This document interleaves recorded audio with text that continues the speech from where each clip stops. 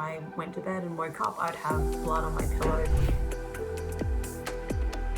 I was 24 and had these little dots on my face, but they had no idea what they were. I had this red glow. I saw a GP. They thought that it would just go away after I'd moved and stress was no longer a factor. It pretty much stayed the same for months until I then got referred to a specialist. They didn't know what it was, so they just threw antibiotics at me.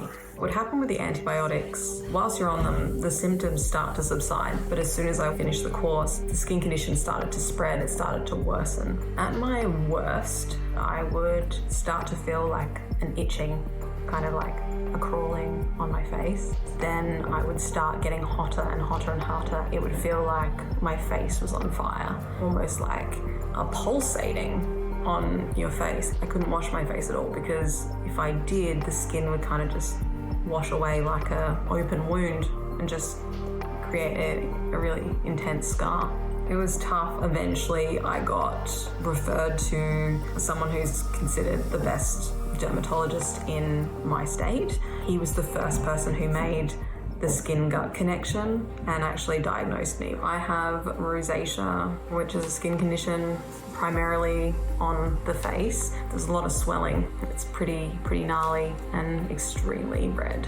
Typically involves red flushing and it's quite painful, it burns. Rosacea is normally associated with the gut, which is the entire gastrointestinal tract. Really common cause of flare-ups is the sunlight, spicy food, alcohol. There's no cure. At the moment, I have skin that's usually improving, but it requires a lot of effort. I'm on a very restrictive diet. I have a skincare routine, which is a bespoke skincare routine by a practitioner.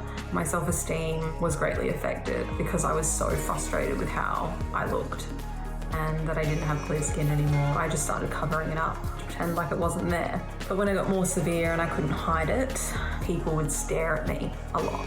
Another big hurdle for people with rosacea, to see yourself as a sexual being or as attractive in that way. It's one thing to socialize with a red face, but it's another thing to try and date with a red face. Eventually, you get to a point where you think, I can't let my skin dictate how I live my life. I kept exposing myself to new environments, new situations, and I actually found that I made much more deeper connections with people, and I was able to filter out those who only gave a shit about the surface level stuff and nothing else. We put a disproportionate amount of emphasis on our looks, and they fade and they depreciate. Live your life the way you want to live it. You are so much more than what you look like, and the world deserves to see you and what you have to offer. I am seen. Are you?